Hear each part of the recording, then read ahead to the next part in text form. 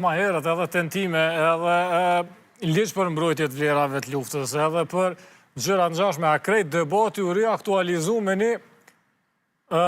ekspozit e cila kishte materialet rrajshme në përmbajtje e që ishte financu nga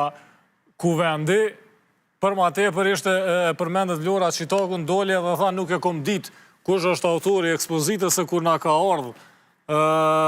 materialin, a ka orë si një oje qëje, po jo kush është autori saj. A përfundon përgjithësia e kuvendit me qatë deklarim që ka thonë kryetarja Albulena Haxhiu, a i shdasht mu marë hala me këtë punë? Realisht, kuvendit nuk ka dhe as mas paj nuk i ka autorizimet institucionale, as nuk i ka instrumentet përkatëse për të verifiku një përmbajtjet e se në sponsorizën. Dhe më thonë, këtë që ka duhet parë, është aspekti formalo-juridik dhe teknik, dhe përgjësia më pastaj për autorësin delegohet tek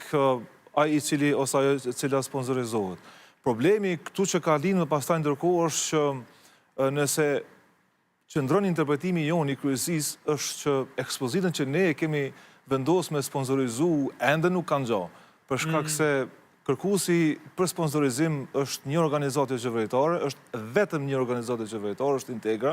ndërkohë që nga ajo që kemi pa në publik është një bashk autorësi e Integrës edhe e Atmoverës. Kështu që qysh këtu fillon pak, si me thonë, një dilem për cilën ne kemi kërku me usqaru, janë dërgu kërkesat organizatës përkatëse dhe presim përgjigje. Pra, çështja është kështu, po përsa i përket më pastaj pasaksive në tekst, në ekspozit, edhe në librin në cilën është në bështet ekspozita, mendoj që ato janë çështje më pastaj të debateve akademike, intelektuale e publike. Normalisht, këtu është një zonë ngri në të cilën më pastaj ne në munges të evidentimit zyrtar të krimeve të Serbisë në Kosovë, nuk kemi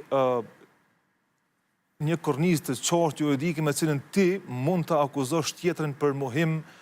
ose shtrëmbrim të fakteve të krimeve të luftës të Serbisë në Kosovë. Që ndo të azam për shembull në Gjermani, sepse kur ti e mohon holokaustin të azam për shembull, për ty ka vendime juridike gjyqësore në cilat shteti mbështetet kur ty dëshiron me ta ngrit një akt akuz për mohim të fakteve. Ndërkohë këtu tek ne